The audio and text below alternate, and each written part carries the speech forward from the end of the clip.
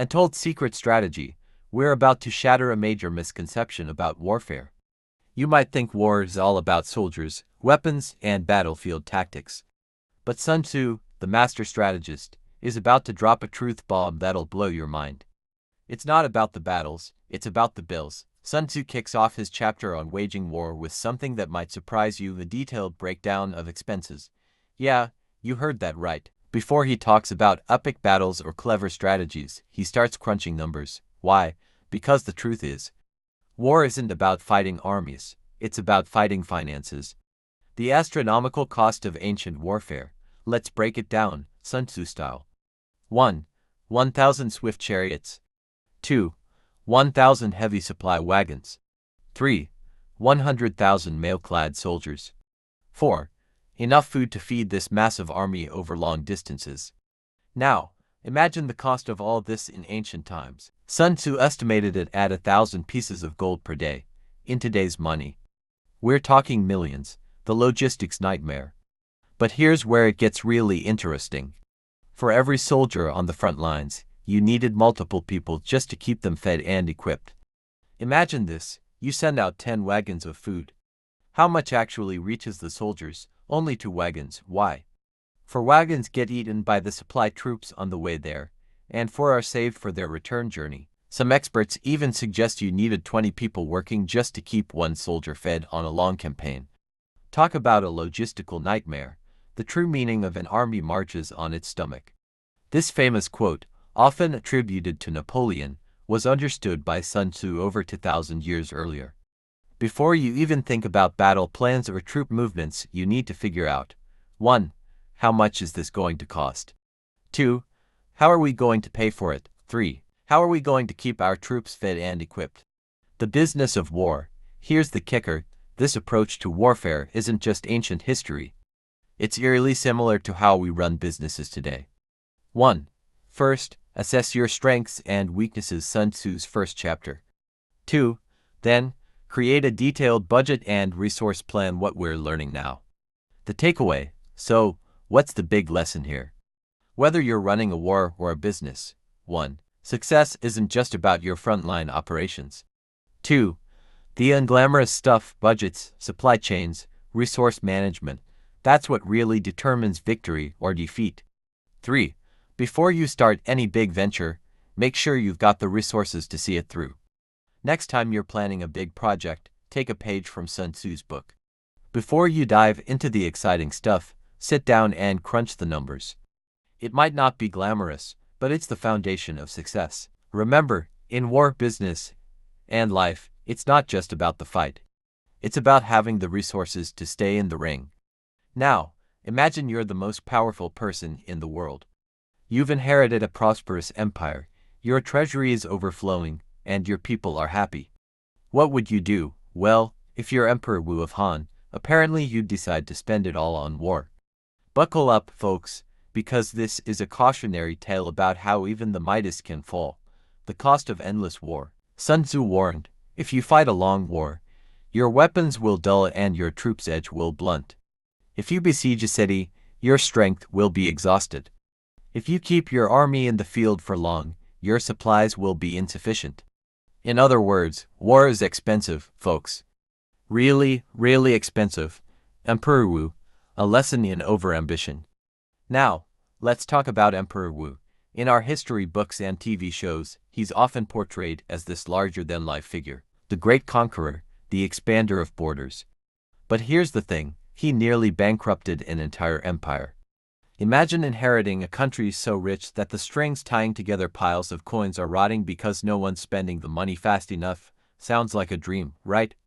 Well, Emperor Wu saw all that wealth and thought, hey, let's go to war. His famous motto: those who dare to offend the great Han, no matter how far away, must be punished. Sounds badass, doesn't it? But here's what they don't tell you in the history books: that attitude nearly drove the entire country into bankruptcy.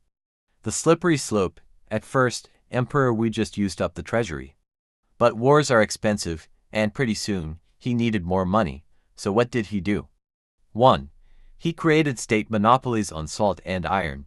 Imagine if suddenly only the government could sell you salt for your food or tools for your farm. 2. When that wasn't enough, he started raising taxes, and raising them, and raising them some more. 3. Finally, he went after people's savings. He demanded everyone report their wealth and pay a property tax, but it gets worse. To enforce this, he encouraged people to rat out their neighbors if they thought they were hiding wealth. The reward, half of whatever the government seized. Can you imagine what that did to society? Neighbors turning against neighbors, false accusations flying everywhere, corruption running rampant. It was a mess. The bitter end. By the end of Emperor Wu's reign, the country was in shambles. The once prosperous empire was on the brink of collapse. And finally, Emperor Wu realized what he'd done. He issued an imperial edict, essentially an ancient version of my bad guys. He wrote, "Since I ascended the throne, I have acted recklessly and caused great suffering to the people. I cannot undo what has been done. From now on, all actions that harm the people and waste the country's resources shall be stopped." The takeaway. So what can we learn from this? 1. War is expensive. Really, really expensive. Even the richest country can be brought to its knees by endless warfare. 2. Beware of leaders who are always looking for a fight. They might sound tough and inspiring, but they could be leading you to ruin. 3. A truly great leader knows when not to fight. Sun Tzu wasn't just a military strategist. He was a wise and responsible advisor who often argued against war. 4. Prosperity often comes from peace, not conquest. The golden ages in history are usually times of peace and development, not constant warfare. Remember, folks, in the game of leadership, it's not about who conquers the most. It's about who can build and maintain a prosperous, peaceful society. That's the real challenge, and that's what true greatness looks like.